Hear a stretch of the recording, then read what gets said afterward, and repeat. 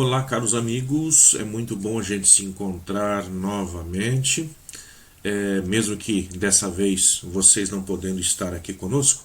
E hoje nós vamos estar então compensando aquela aula que nós não podemos fazer naquele fatídico dia, naquela segunda-feira em que não foi possível nos encontrarmos, né? E foi me pedido então que pudesse estar propondo a vocês a reposição dessa aula dessa forma, no qual a gente possa estar gravando e estar passando para vocês. E o que me veio então na cabeça? O que eu poderia estar fazendo sem prejudicar a vocês e nós pudéssemos aí nos aprofundar um pouco mais dentro da nossa matéria de introdução ao Novo Testamento. E me ocorreu então trabalhar um pouco algo que possa clarear a nossa visão sobre a questão do Templo de Jerusalém. Um templo que é construído de uma forma fenomenal, um templo que se torna gigantesco, um marco dentro da história do povo. E por conta disso, então, resolvi falar um pouco aí, então, sobre essa construção de um templo, que todos vão conhecer como o Templo de Salomão, só que, na verdade, o templo na época de Jesus era o templo de Herodes o Grande. Então, Herodes o Grande, para a gente falar um pouco sobre ele, é aquele que manda matar as criancinhas quando descobre que Jesus, o rei dos judeus, está para nascer. Esse Herodes o Grande, ele nasce lá por volta do ano 73 antes de Cristo e vai morrer no ano -4 antes de Cristo, data provável do nascimento de Jesus, tendo em vista que ele não nasceu no ano 0, mas aí no ano -4, né? E Herodes, então, além de um louco, ele vai entrar para a história realmente como esse grande louco, que manda matar também a própria esposa, manda matar os filhos, todos aqueles que ele acaba temendo que querem usurpar o seu lugar, ele acaba mandando matar. Mas não vamos falar sobre isso nessa nossa aula. Vamos falar sobre uma das maiores construções desse camarada chamado rei Herodes, filho de pai Edumeu e de mãe Nabateia. Os pais de Herodes, portanto, não eram judeus. O seu pai havia se convertido ao judaísmo, né?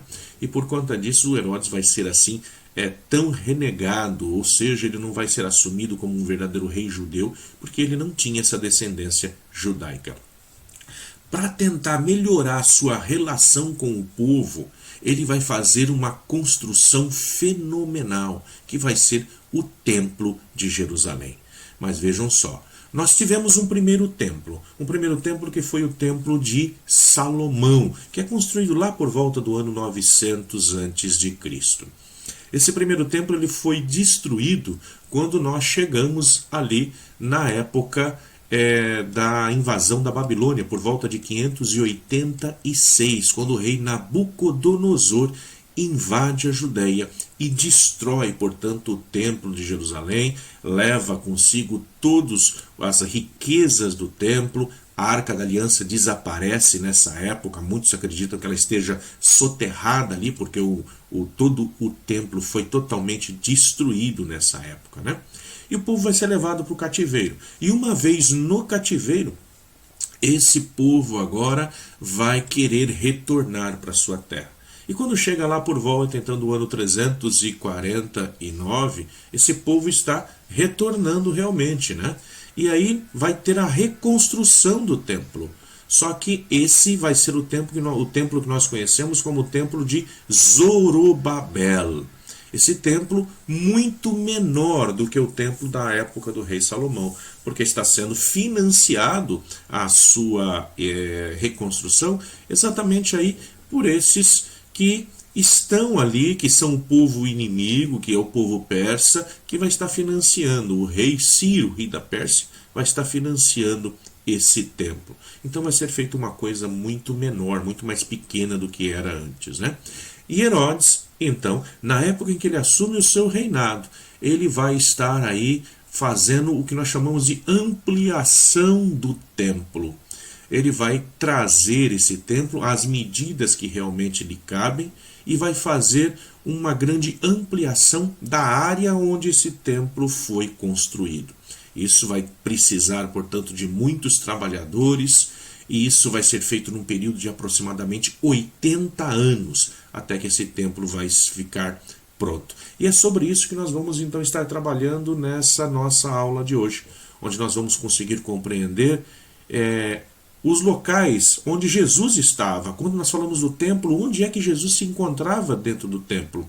Então nós vamos tentar apresentar isso de uma forma bem dinâmica aqui com alguns slides para que vocês possam compreender bem do que nós estamos então falando, tá? Muito bem.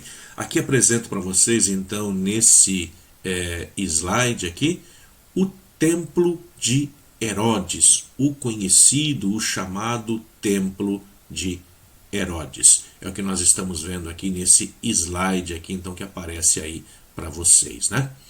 Muito bem. Nós podemos ver aqui que tem uma grande esplanada desse templo, grandes construções aqui.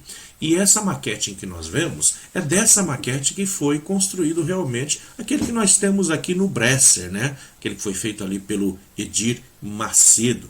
Portanto, quando nós falamos desse templo que estamos ali, não é o templo de Salomão, mas sim o templo de Herodes o Grande, tá? E realmente ele é um templo que até nos assusta pelo seu tamanho, pelo seu esplendor.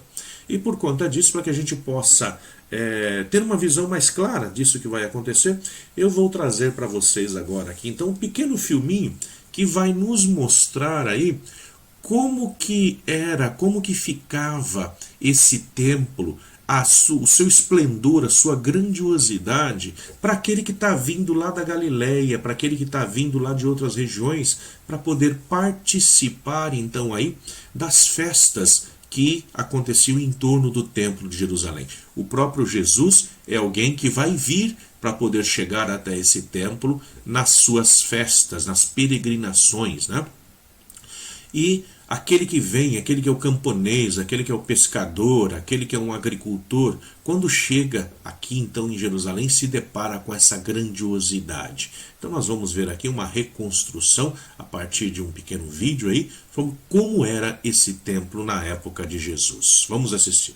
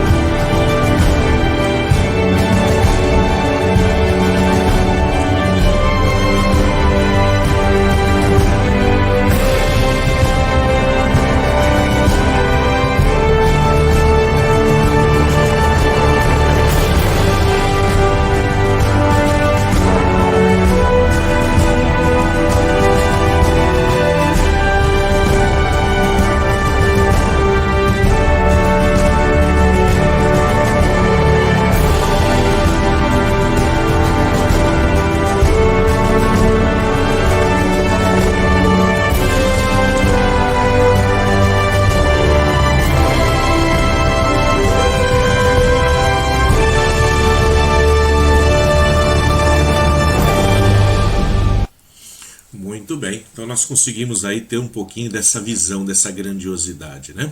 Aqui apresento para vocês nessa imagem aqui, portanto, o Monte do Templo, tá? O Monte do Templo que é o local mais sagrado para o povo judeu e que fica localizado ali na parte sudeste da cidade velha de Jerusalém.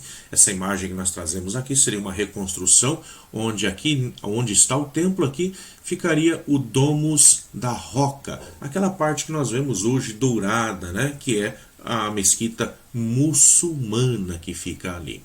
Aqui essa visão nós estaríamos, portanto, olhando para o templo do Monte das Oliveiras, que é de onde deveria vir o Messias. É por onde Jesus entrou, por uma das portas que Jesus entrou. Seria uma porta que está situada nessa região, que é a chamada Porta Dourada. Nós vamos falar sobre ela também no decorrer desse nosso encontro, no decorrer dessa nossa aula de hoje.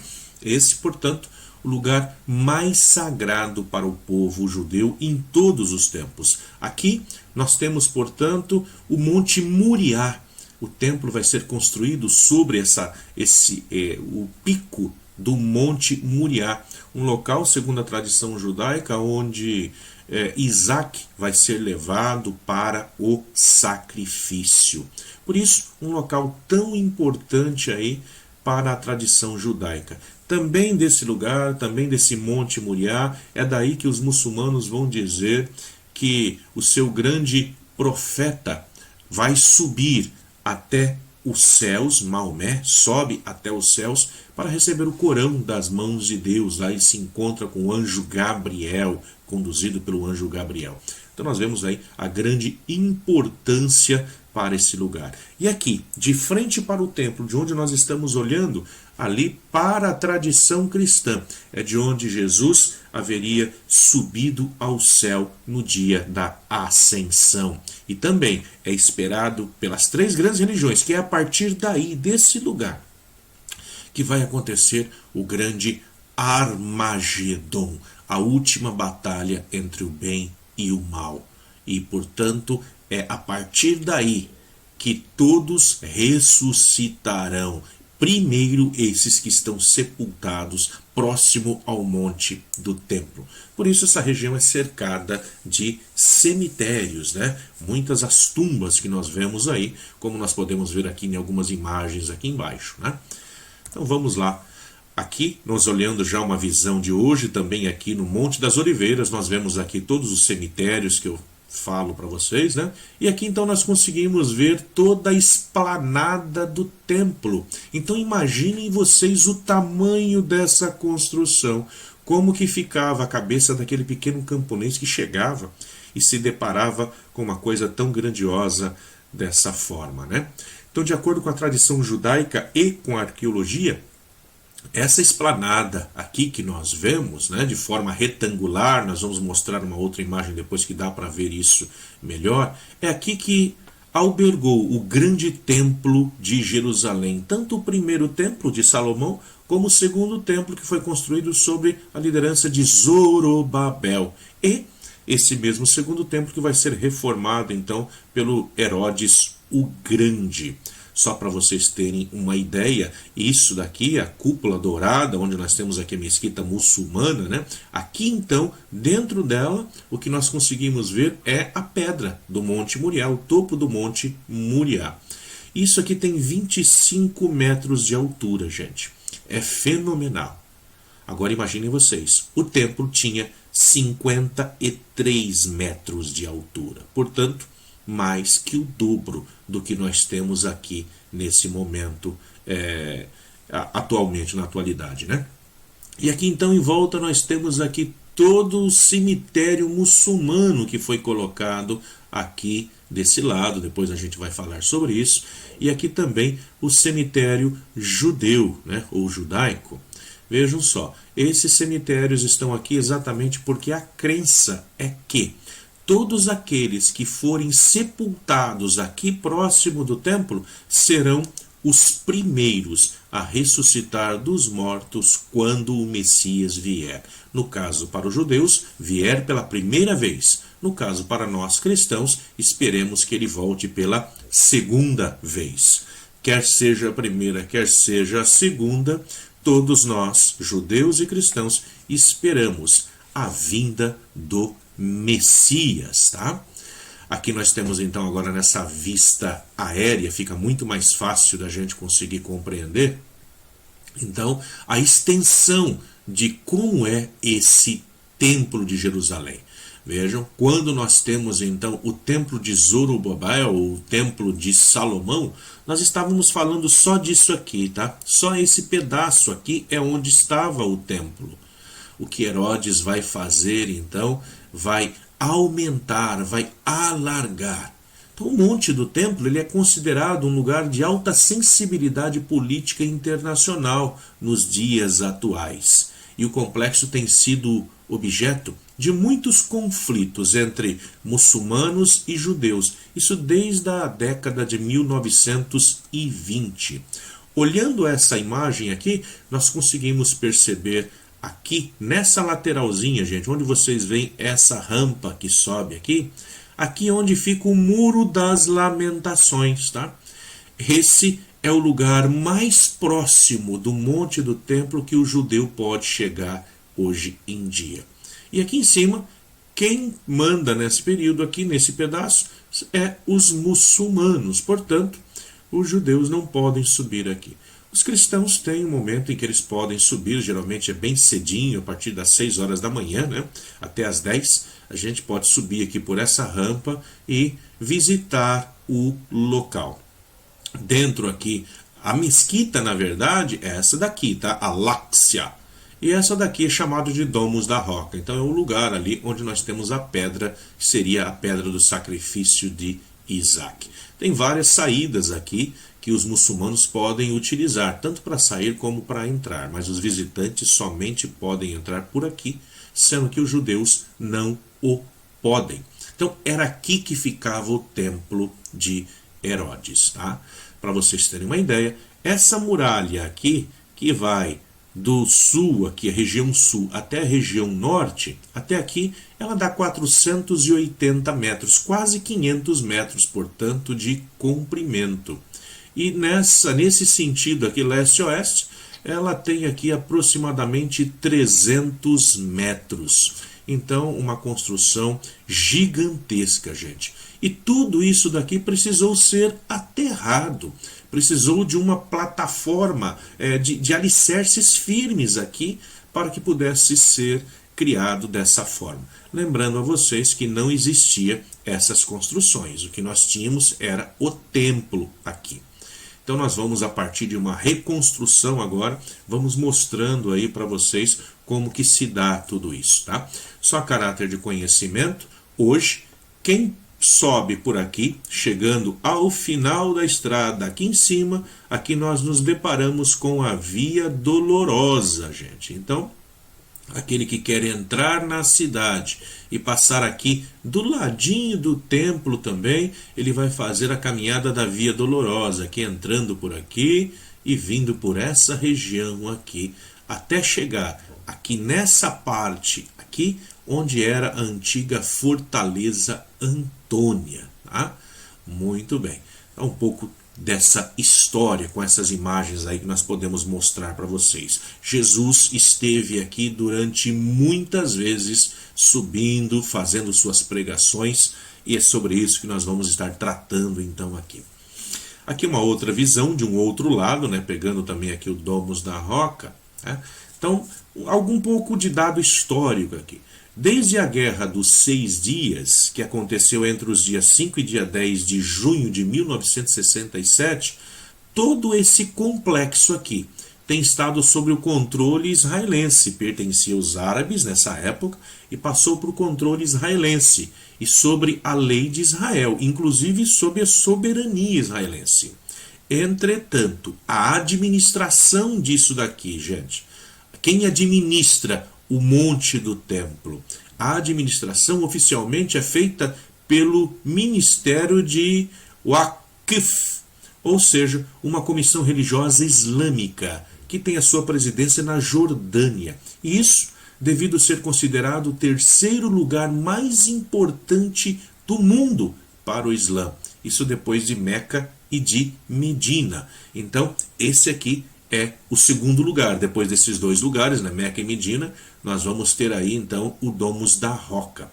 Segundo a maioria dos comentaristas muçulmanos, o Corão, deste lugar, o profeta Maomé, ele então ascende ao céu junto ao anjo Gabriel, nessa sua viagem noturna, para poder receber ali então o Corão das mãos de Alá, Deus. Então, quem manda nesse pedaço aqui, embora esteja dentro do Estado de Israel, quem determina as leis e as normas dentro desse espaço são os muçulmanos, tá? Aí o que eu trago para vocês agora duas imagens para que a gente possa perceber as dimensões. Esse daqui ao lado esquerdo seria o templo de Zorobabel, que a gente chama de templo de Salomão ou reconstrução, mas seria o templo de Zorobabel. e aqui do nosso lado direito o templo de Herodes. Então dá para a gente ver a dimensão em que Herodes tornou esse templo. Durante o período do reinado de Herodes, a obra monumental que lhe profere fama internacional encontra-se então aqui, na capital judaica por excelência, em Jerusalém. Esse projeto de construção ou de ampliação, aí na cidade de Jerusalém, conferiu a Herodes o Grande a fama de realmente ser chamado de o Grande, e também conferiu a ele essa glória eterna. Foi remodelando toda a área do monte, incluindo a ampliação do que se conhece como a esplanada do templo e a construção dos edifícios que vão estar ao lado, ali alternados ao lado. Isso para diferentes usos. É que Herodes entra na história então como esse grande empreendedor, esse grande construtor. Então ele vai fazer obras fenomenais. E essa obra do templo é uma obra que nós podemos dizer assim que pode ser comparada às nossas obras aqui na região de São Paulo, das grandes rodovias Imigrante e Anchieta. E por que eu faço essa comparação? Porque uma grande leva de pessoas vieram de vários outros lugares para poder trabalhar nas construções dessas rodovias.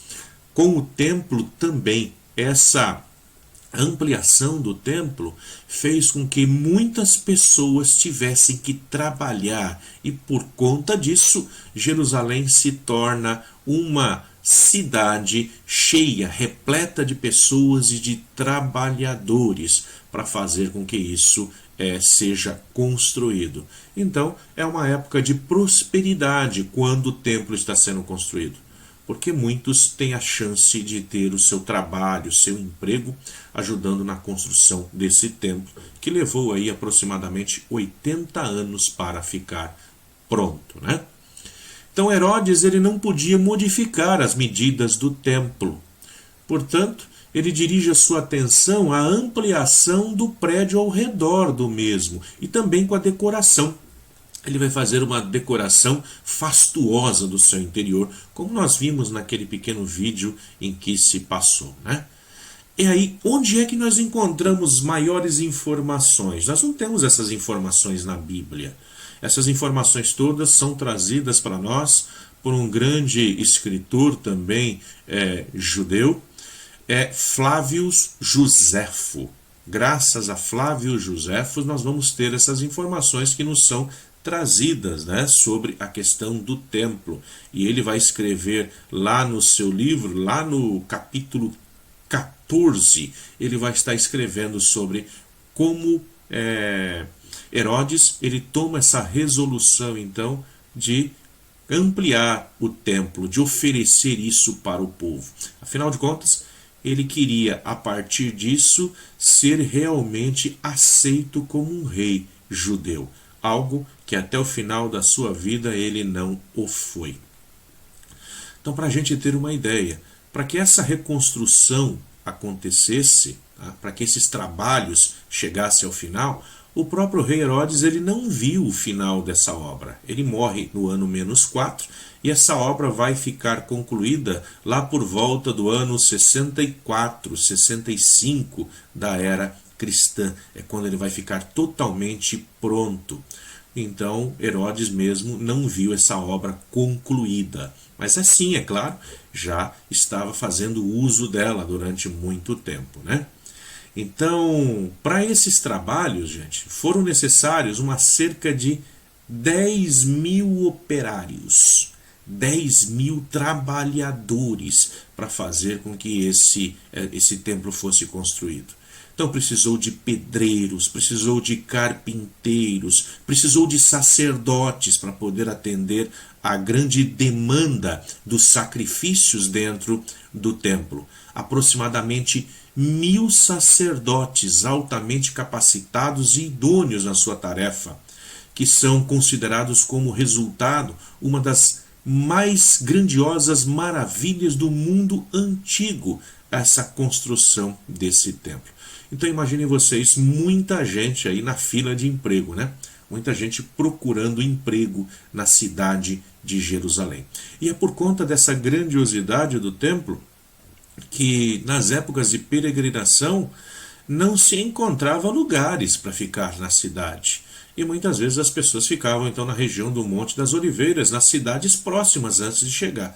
O próprio Jesus, quando nós vemos, né, os relatos bíblicos de estar indo em direção aí então de Jerusalém, ele ficava em Betsaida, ele ficava nas cidades próximas ali, ficava na casa de Lázaro, ou seja, antes de chegar aí. Vamos estar lá para Betsaida, Betânia, que são duas cidadezinhas muito próximas, ou duas vilas muito próximas. Hoje são vilas de Jerusalém, mas naquela época eram cidades próximas, no morro do lado. Ou seja, ali entre a subida do Monte das Oliveiras, vindo da região da Jordânia, e a descida desse monte em direção a Jerusalém.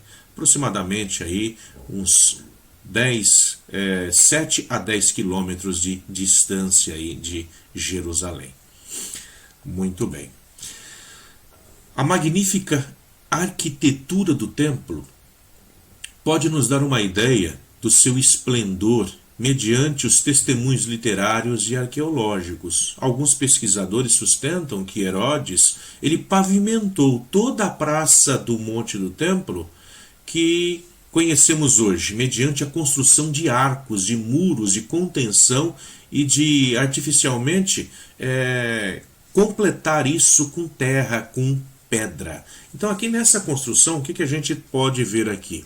Vejam, essa parte aqui, central, nós temos aqui o Monte Moriá. Então aqui a gente consegue ver os relevos, tá, do Monte Moriá, é onde está o pico da rocha aqui, o término do Monte Moriá. Aqui teria sido então o sacrifício ou a atadura de Isaac, né, porque não chegou a ser sacrificado.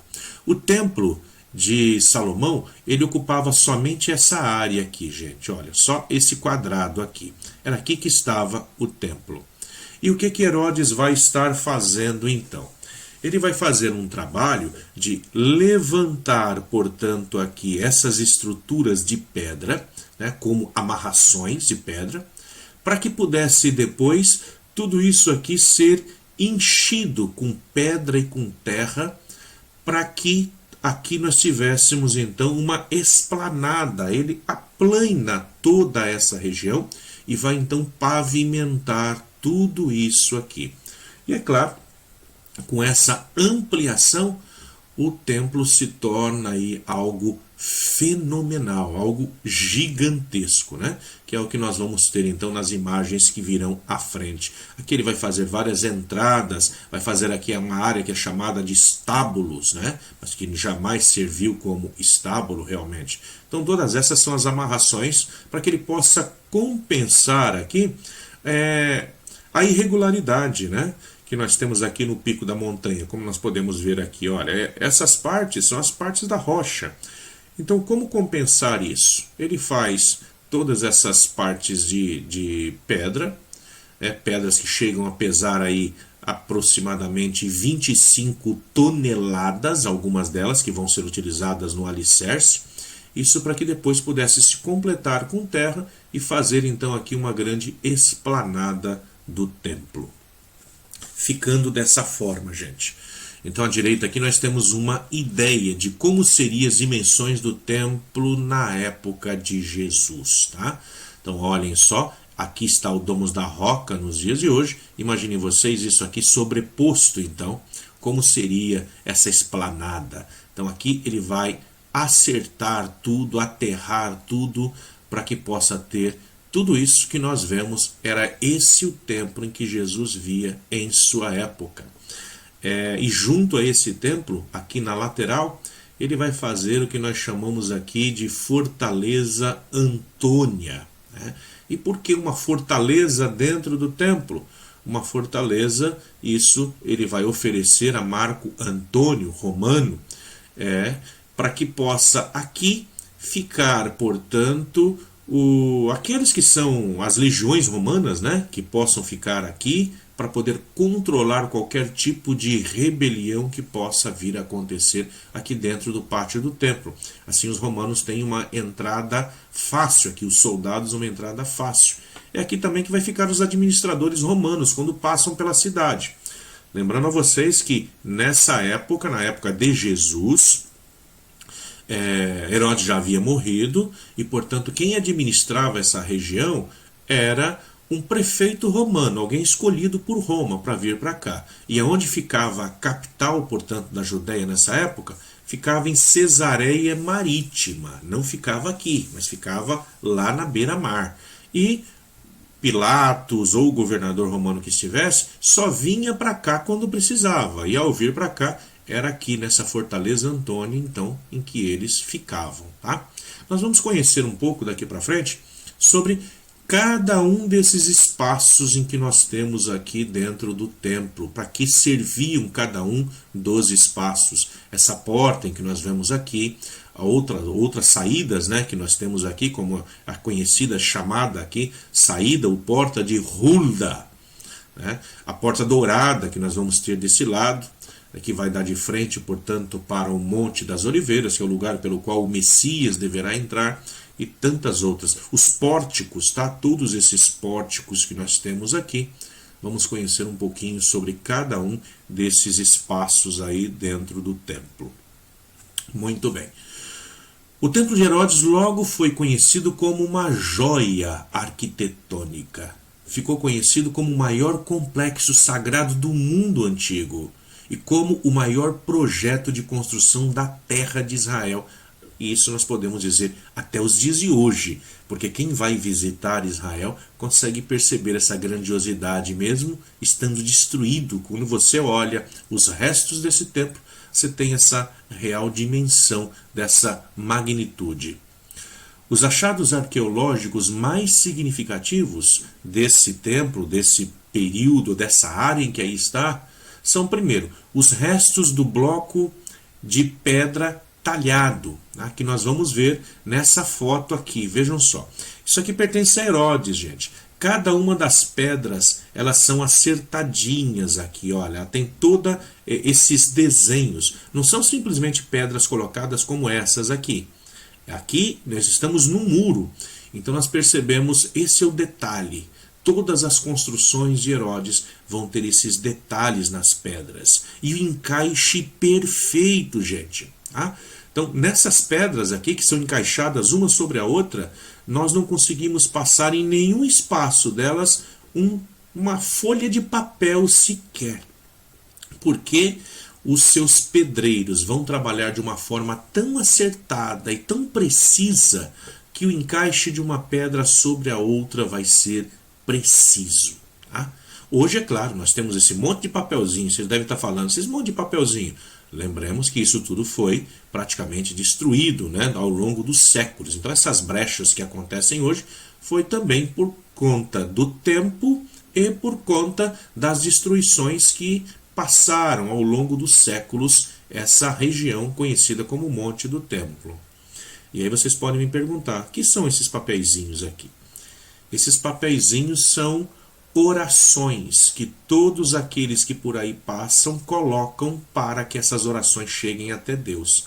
Afinal de contas, aqui do outro lado desse muro, nós temos o que era o chamado Santo dos Santos. E o que era o Santo dos Santos? O lugar mais sagrado para o povo judeu. Era o lugar onde ficava a Arca da Aliança, o lugar mais próximo de Deus. Por conta disso, todos aqueles que passam aqui vão colocar aqui seus papeizinhos com suas orações, com os nomes daquelas pessoas aos quais nós pedimos orações por elas, né? É muito comum os viajantes que passam chegar aqui, portanto, e colocar os seus papéis. Inclusive, tem um trabalho, um sistema de correio aí em Israel, né, que recebem cartinhas que são enviadas do mundo inteiro para serem colocadas aí, nesses blocos. São pedidos. E aqui, uma vez a cada 15 dias, o próprio pessoal passa limpando, tá? Recolhendo todos esses papéis e queimando. Porque queimando, isso sobe até Deus em forma de incenso. Então aí um detalhe a mais aí para a gente poder guardar sobre isso, né? Uma outra questão que foi achada, nós vamos ver uma foto logo depois, a varanda do som da trombeta, que ficava aqui em cima, tá? Aqui o pináculo do templo, podemos dizer, o lugar onde Satanás vai levar a Jesus para daqui de cima mostrar tudo aquilo que é o seu reino. Ali ficava o lugar onde o homem do chofá vai estar ali presente. O que é o chofá? O chofá é aquela trombeta feita com chifre de carneiro. Tá? Uma trombeta, portanto, para que possa ser tocado para anunciar o início lá do culto ou para anunciar a chegada do rei, ou mesmo do rei Messias. É aqui, portanto, que fica aquele camarada que nós conhecemos como o arauto. O arauto é o homem que toca a trombeta. Então, foi encontrado entre os destroços do templo essa pedra, que é uma pedra angular, que estava soterrada aqui abaixo, e onde vai nos mostrar aí, portanto, uma inscrição em hebraico na pedra, dizendo: é daqui que se toca o chofar. Então vejam, isso é algo que nós conseguimos encontrar aí graças à arqueologia nos dias de hoje, né? E uma outra coisa que também foi encontrado e que nos permite, portanto, decifrar algo do que acontecia no templo é a grade com a inscrição que proíbe o passo dos não-judeus desde a praça do monte do templo até a praça que rodeia o templo. Afinal de contas, os gentios, eles podiam ficar naquela área, mas numa área restrita, eles não podiam se aproximar demais do templo, sob pena de morte. Tá? Então ali tinha uma pequena cerquinha que demonstrava isso. Esse segundo templo, que nós apresentamos então aqui, ele ficou em pé até a sua destruição, que vai acontecer nas mãos do Império Romano, após o trágico assédio levado adiante pelo general Tito, filho de Vespasiano. Tá? Isso como consequência da grande revolta judaica que aconteceu no ano 66. Então, no ano 66 da era cristã, os judeus se levantam contra os romanos, e os romanos então resolvem acabar com esse foco de rebelião. Tá? Também aqui, nessa saída, nós vemos aqui uma imagem de como seria, né? Teríamos essa grande rampa, essa grande escadaria que levaria a uma dessas entradas aqui também do templo. Então o povo geralmente entrava pelas outras portas e aqui era a porta de saída por onde se saía. Tem um dado também curioso sobre essa porta, né? É a porta de saída, mas a gente também pode entrar por aqui. Mas quem é que entrava por aqui? Por aqui entrava aquele que está de luto. Então, quando alguém entrava por aqui, todos sabiam que era uma pessoa enlutada, porque ele está entrando pela área da saída. E aqui embaixo, nessa lateral aqui, gente, é onde nós vamos ter os comerciantes. É onde ficarão, portanto, aqui os cambistas, é onde vai ficar aqui a venda dos animais para o sacrifício. Então tudo isso vai estar acontecendo aí ao redor desse templo de Jerusalém. Aqui apresento para vocês então, essa é a pedra, tá, que nós falamos, é aqui que vai estar escrito, tá? Daqui se toca o chofar, então está lá. Essas pedras que vocês veem no chão aqui, gente, essas são as pedras originais daquela época, tá? Então, olhando essa imagem aqui na direita, vejam só o que nós vemos aqui. Aqui, a base, então, do muro, tá? Essa base no qual ela foi feita o seu aterramento para que pudesse se ter a esplanada lá em cima. Aqui em cima nós temos a esplanada do templo. Todas essas pedras que vocês estão vendo aqui, é da forma em que foram encontradas, quando Tito resolve destruir, portanto, aqui o templo de Jerusalém. Todas essas pedras os soldados vão estar jogando lá de cima para baixo. Tá? Como são pedras muito pesadas, elas ficaram aqui aglomeradas, chegando ao ponto que não dava mais para jogar mais nada, para destruir mais nada. E por isso nós temos ainda do jeito em que está hoje aquilo que sobrou do templo. Isso aqui era uma avenida. Tá? É claro, ela passava, ela dava passagem aqui lá para frente. Essa daqui é aquela rampa que eu falei, pela qual a gente pode subir para estar no templo, para poder visitar a esplanada do templo, né? mas aqui era uma passagem direta que dava. Essa daqui é a continuação, portanto, do Muro das Lamentações. O Muro das Lamentações vai estar do outro lado aqui, desse aglomerado de pedras e terra. Que isso aqui tudo foi soterrado. Isso, quando foi encontrado, estava tudo soterrado. Então, essa parte, como não está do lado de lá do muro, que pertence, portanto, aos árabes, né, ao Islã, do lado de cá os judeus podem estar trabalhando e fazendo aqui as suas pesquisas. Aqui nós encontramos, então, esses espaços, olha. Isso aqui seriam as tendas, seriam as lojas, tá? Entre as lojas, nós vamos ter aqui, portanto, aquelas para trocar o dinheiro. Lembrando a vocês, nós já falamos em uma das nossas aulas, né? Quem chega a Israel, quem vem visitar, quem vem de fora, quando chega nessa região, a primeira coisa que ele precisa fazer é adquirir a moeda do templo. Tá? E a moeda do templo é o shekel. Tá? Então, se ele traz aqui o real, se ele traz aqui o dólar, se ele traz aqui o euro, ele precisaria passar e adquirir a moeda do templo. Porque ele também precisa comprar as coisas para o sacrifício. É nessa região aqui que nós vamos encontrar então também os animais para serem vendidos. Eles vão ficar aqui em volta do templo. Lembrando a vocês, essa paredinha aqui, ela tem quase que 500 metros de comprimento. Então tudo isso era feito com as lojas aí, para que a gente pudesse, o peregrino, aquele que está chegando, pudesse estar adquirindo então aí o seu animal para o sacrifício, pudesse também trocar o seu dinheiro para usar, para comprar aquilo que precisa. Tá? Aqui nós vemos um resto aqui de uma construção, olha, no muro, né? Está vendo que está saindo para fora aqui. Isso aqui nos mostra que aqui tinha alguma outra coisa construída, né? E aqui é exatamente aquela escadaria que eu havia falado para vocês, tá? Esse é o restante dela, aquela escadaria no qual aquele que estava subindo para entrar no templo por ela estava demonstrando que estava enlutado. Então aqui nós tínhamos também uma porta de acesso para aqueles que viessem. Hoje, isso aqui é conhecido com o nome de Arco de Robinson. Arco de Robinson, porque Robinson é o arqueólogo que vai encontrar isso e vai fazer aquele desenho de como que era, portanto, aqui, essa escadaria que aqui nós tínhamos. Muito bem, quanta informação, né?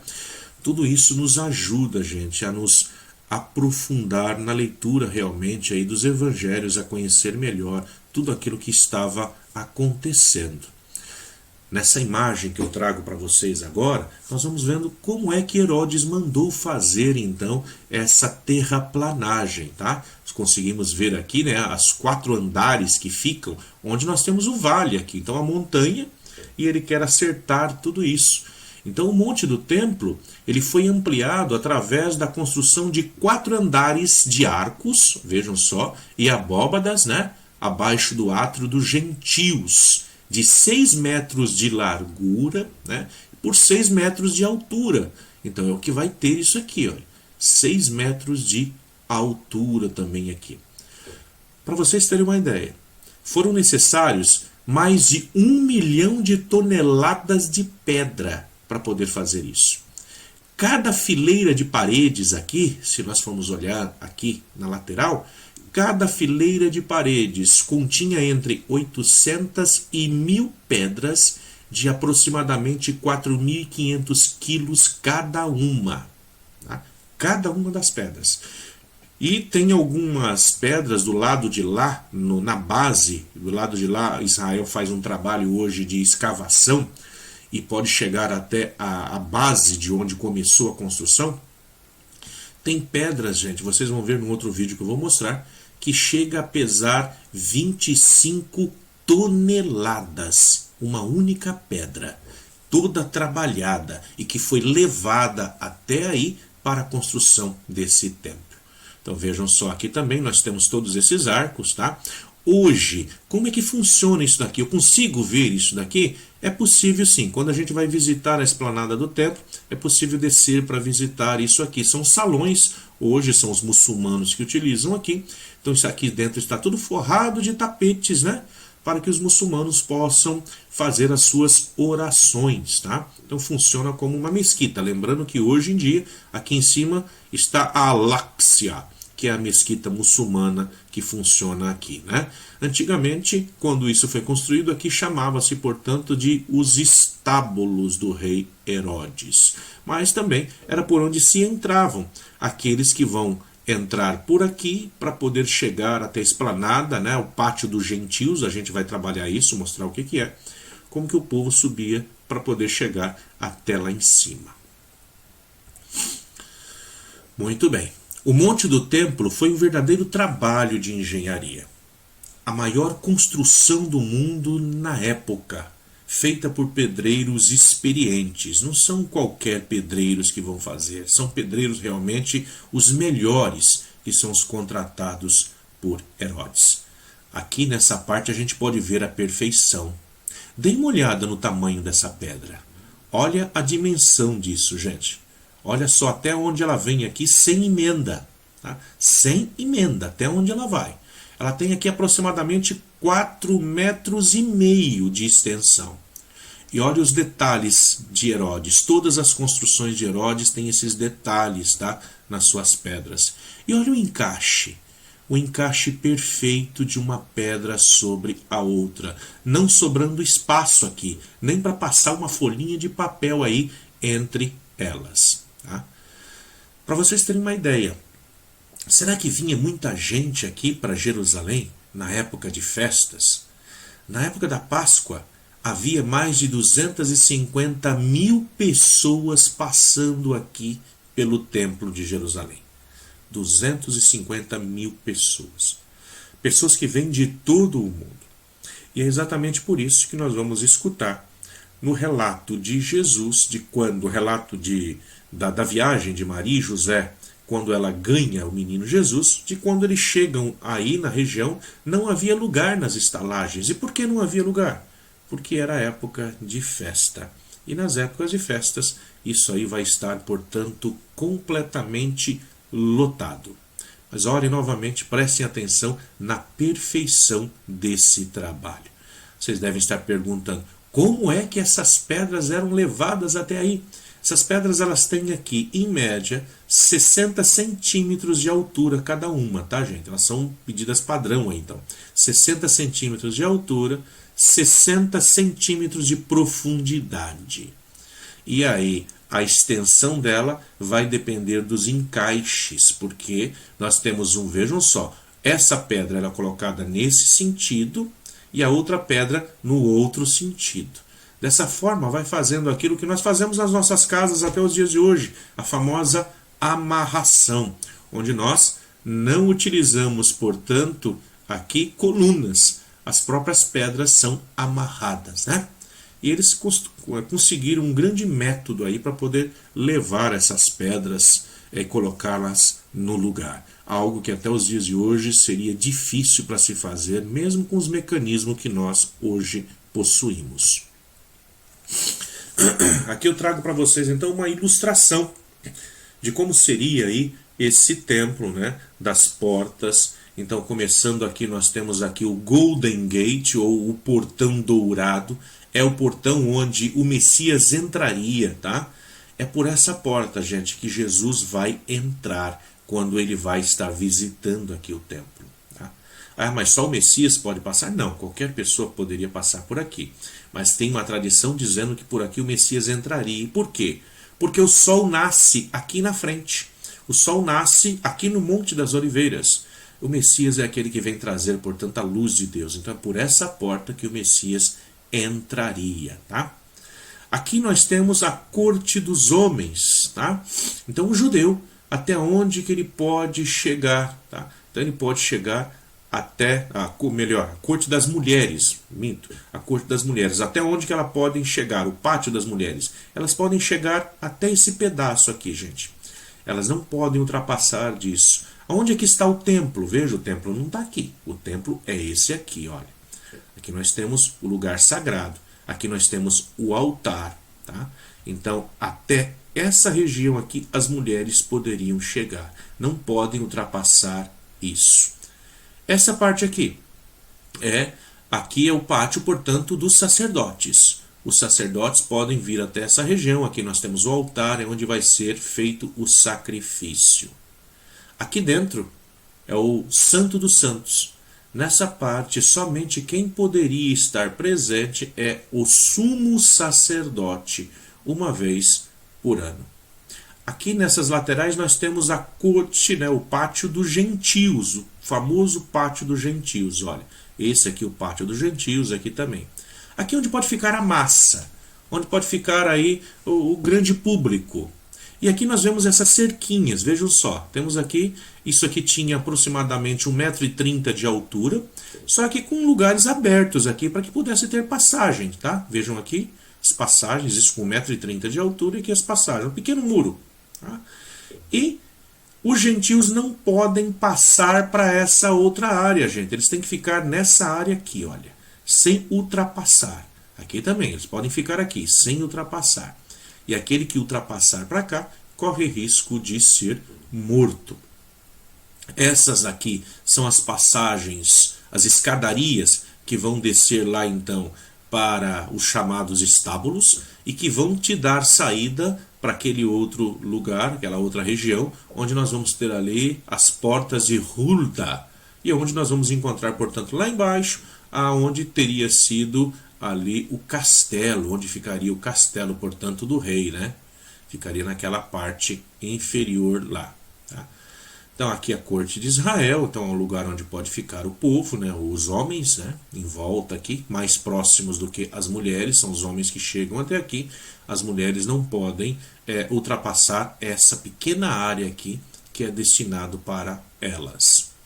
E aqui do lado, a Fortaleza Antônia, que nós vamos ver um pouquinho melhor sobre ela daqui a pouco. Isso foi adicionado também aqui por Herodes o Grande, não é algo que existia na época do templo do rei Salomão. Tá?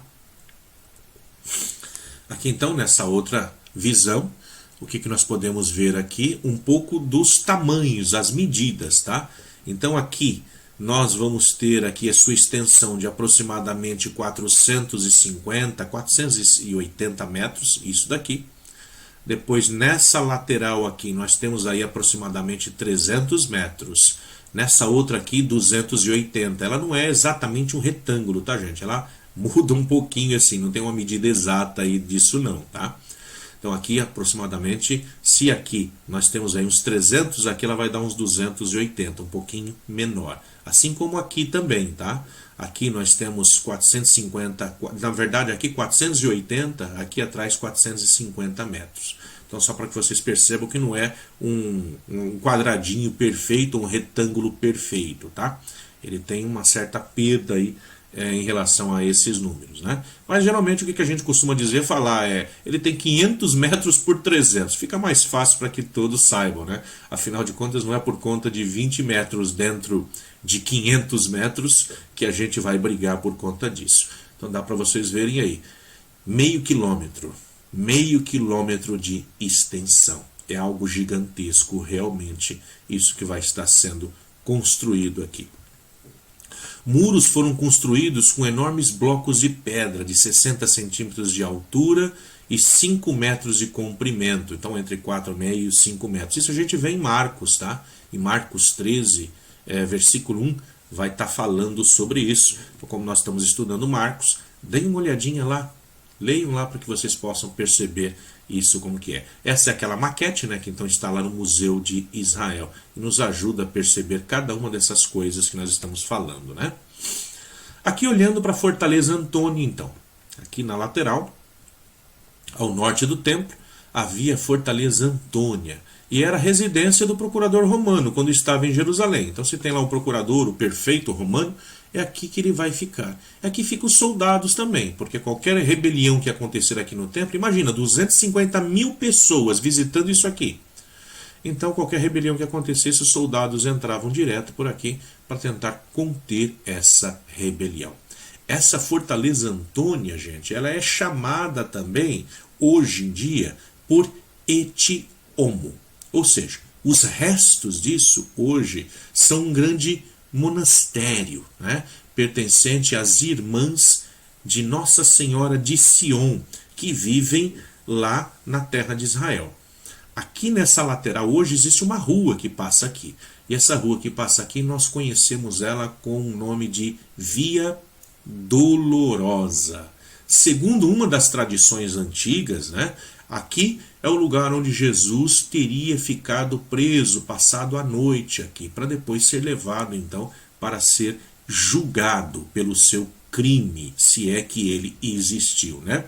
Um julgamento que também não acontece, ele sai daí e já é condenado.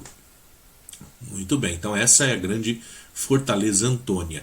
Ainda é possível visitar hoje nos subterrâneos, né? Portanto, lá do monastério de Sion, tem grandes cisternas para poder reservatórios de água, e lá o piso, a gente consegue ver o piso da época, portanto, de Jesus. Existe também um caminho subterrâneo hoje, gente, que sai desde aqui de baixo, passando por baixo aqui de toda essa cidade, tá? Uma cidade que foi destruída 25 vezes e reconstruída.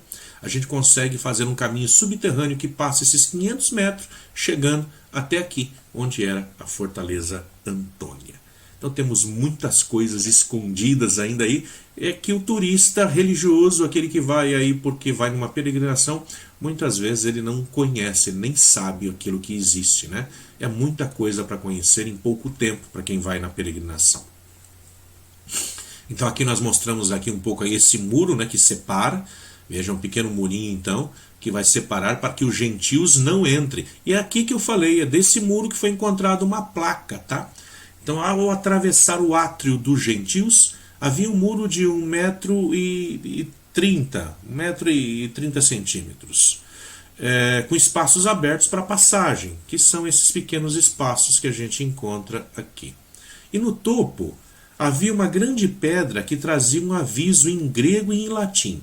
A inscrição em grego dizia: nenhum estrangeiro pode estar dentro da baluastra e aterro ao redor do santuário. Ou seja, não pode passar daqui. Tá? Ele tem que ficar daqui para cá. Lá dentro ele não pode entrar. Quem for encontrado aqui nessa região será pessoalmente responsável por sua própria morte. Então veja, foi encontrado aqui dentro e não é judeu? Morte para ele. Então por isso aqui tinha o nome de Pátio dos Gentios. Então esse é o Pátio dos Gentios. Depois, nós temos agora essas colunas, né? Aqui o Pátio dos Gentios, e temos essas grandes colunas aqui. Tá? Era aqui nessa região, por ser coberto, que aproveitava-se os escribas para manter aqui as suas escolas e os seus debates. Tá? É ali que comerciantes e cambistas tinham instalado as suas mesas. É aqui que Jesus vai vir então para brigar com essa turma. Veja, eles não estão no templo, estão no pátio do templo de Herodes. É nessa região que Jesus vem então e vai derrubar as mesas. E por quê? Porque os cambistas não eram para estar aqui, eram para estar do lado de fora do templo, né? Aqui onde eu falei que havia aquela grande avenida lá, onde aqui podia se comprar os animais e tudo. Os cambistas acabaram utilizando essa região. Jesus é aqui que ele vai ter os seus grandes debates, gente. Lucas nos apresenta isso em várias passagens, né? Marcos também, lá no 11:27, vai nos apresentar essas discussões que Jesus vai ter quando está aqui. É utilizado como escola, portanto. Então, os escribas estão aqui ensinando o pessoal, os grandes debates teológicos sobre a Torá, sobre a Bíblia, sobre a Palavra de Deus, passam a acontecer nessa região aqui. Depois aqui nós vemos, né? Isso aqui nós temos a parte norte, aqui a parte sul, tá? Na parte sul havia duas passagens, que são essas duas passagens aqui. Para a muralha sul do templo, que se abria para a cidade pelas portas de Hulda. Então aqui são escadarias, a gente desce essas escadarias e vamos sair aqui do lado de fora, tá? Essas portas de Hulda. E aqui uma grande escadaria depois. Grande parte dos peregrinos, aqueles que vêm em peregrinação vindo pela região de Jericó, é por aqui que eles vão subir. Tá? É por essa região que o povo, portanto, vai passar. Essas são as principais portas, então, de entrada. E aqui a gente vai encontrar essas escadarias aqui, que a gente vai falar sobre elas agora. Né? Hoje, olha, o que sobrou da porta de Hulda? Nós temos aqui, olha, tá vendo o arco, né? Aqui onde ficava a porta. E o que é isso aqui? Lembra que eu falei para vocês? 25 vezes essa cidade já foi destruída e reconstruída. Todo aquele que reconstrói vai fazer algo diferente, né? É igual quando a gente compra uma casa velha. A gente vai lá e faz reforma e muda aquilo que tinha. Então, nessa reforma muçulmana que foi feita, tá? Vejam, essas pedras não são das mesmas pedras, são pedras de agora, que são utilizadas. De agora, quando eu falo, é de 1000 anos atrás, tá, gente? Agorinha, quando nós já era pequeno ainda. Tá? Em relação às outras, é muito mais novas, né? Então, veja, aqui tinha uma entrada. Aqui era uma das portas de Hulda. Tá? E aqui do lado, nós teríamos a outra. Então seriam as duas portas aí de acesso. E para essas portas, olha, nós temos aqui essa escadaria que sobe aqui. Essa escadaria, ela é muito interessante, porque até nisso os engenheiros de Pilatos pensaram. Quando a gente fala de fazer escada, a gente pensa em fazer alguma coisa que seja, vamos dizer assim, os degraus tudo certinho, né? Que a gente pode subir sem pensar. Você pisa num degrau e mesmo sem olhar você vai pisando no outro. Essa daqui não dá para fazer isso não. Porque são todos irregular. Ah, mas por que os engenheiros pensaram nisso? Para fazer o seguinte: você que está vindo para uma peregrinação, você está chegando num lugar santo, num lugar sagrado. Para subir, portanto, você não pode subir de qualquer jeito sem pensar no que você está fazendo. Então eles colocaram os degraus irregulares. Assim, se você subir sem pensar, você cai. Você tem que subir prestando atenção no que você está fazendo, olhando para a escada realmente. Tá? Quando a gente escuta os salmos que vai nos dizer que nós estamos sobre os átrios das portas de Jerusalém, está apontando que é aqui que nós estamos, é aqui que nós chegamos. Portanto, essa experiência de subir esses degraus tem que ser cantando os salmos, se preparando para a entrada no templo, para a entrada na esplanada do templo. Então os degraus são irregulares exatamente para isso, para que nós possamos ir rezando aquilo que nós fazemos, a nossa caminhada, e prestando atenção que o lugar que nós estamos chegando é um lugar sagrado, um lugar santo. Aqui nós vemos então nessa imagem como seria, né? Aqui aquela rampa que eu havia falado para vocês, então que desceria por aqui, né? Essa escadaria, o arco aqui, o arco que nós havíamos falado, de Hudson, e aqui então o arco de Robinson, e aqui as escadarias, né? E as portas de Hulda, que são essas duas portas que existiam. E aqui então a escadaria que nos levaria até essas portas, né? Muito bem. Aqui dá para a gente perceber melhor. Então, aqui do lado, lá, as portas de Hulda, e aqui o arco de Robinson. Então aqui é dessa forma que seria. E o arco, aonde ficaria, aquela lateral onde se toca a trombeta, é aqui, gente. Aqui é o pináculo do templo, tá? É aqui que Satanás vai trazer Jesus, então, para lhe mostrar todo o poder, toda a glória, tudo aquilo que ele poderia lhe oferecer. Muito bem. Então aqui nós temos também, ó, do lado oeste do templo de Herodes, o arco de Robinson e o arco de Wilson. Esse aqui seria o arco de Wilson. E para que seria isso, gente? O que seria essa passagem? Essa passagem foi uma passagem construída por Herodes. Tá? Veja, aqui tudo era um vale e ele faz uma ponte. Para que isso? Para que ele tenha acesso direto ao templo. Essa saída já sai diretamente próximo ao Santo dos Santos. Tá? Não lá dentro, é claro, do lado de fora ainda no pátio dos gentios, mas já sai ali próximo ao lugar mais sagrado dentro do templo, sem que ele precise passar aqui junto com os outros réis mortais. Então o rei podia entrar diretamente por aqui. Tá? Todas essas construções aí que nós vemos. E seguindo essa caminhada aqui para baixo, gente, vindo nessa direção, nós vamos sair na piscina de Siloé. Descendo tudo isso, lá embaixo chegamos à piscina de Siloé. Muito bem, eu falei para vocês das portas, né, de algumas delas que nós íamos comentar, e aqui nós falamos da porta dourada, tá? Então, o pórtico de Salomão ou colunata de Salomão se prolonga por todo o lado oriental. Isso a gente vê nessas passagens de João, de Atos dos Apóstolos. Ele se abria para o lado leste das muralhas pelo portão dourado. Então aqui é o portão dourado, dá de frente para o Monte das Oliveiras. Aqui nós temos o portão dourado hoje. É por aqui então, tá, que Jesus vai ter passado, vai ter entrado. Mas espera aí, está lacrado hoje. Pois é, um sultão muçulmano, na época em que tudo isso daqui já estava sobre o governo muçulmano, escutando falar sobre a história que o Messias judeu é por essa porta que ele entraria, ele manda então, portanto, fechar a porta, ele lacra a porta e constrói um cemitério em volta. Dessa forma, torna isso daqui um território impuro e dessa forma o Messias não teria como entrar por aqui. Muito bem. Então um pouco aí dessa história, dessa briga também aí entre as religiões presentes aqui na muralha de Jerusalém. E hoje é possível fazer um passeio muito bonito aqui por cima das muralhas, viu gente? A gente paga aqui alguns checalins aí e vai se caminhando por toda a muralha, um passeio para toda uma parte da manhã, fazer toda a volta em torno da cidade sagrada.